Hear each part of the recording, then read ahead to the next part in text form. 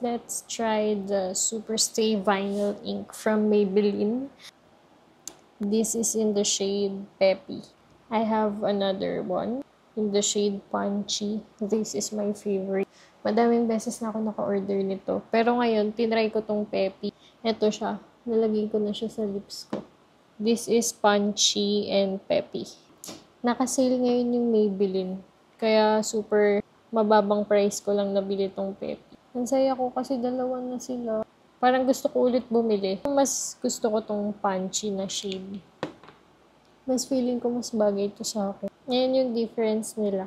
Itong Punchy, medyo ano siya, parang brown.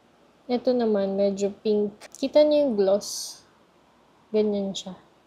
Punchy and Peppy. Yun yung difference nila.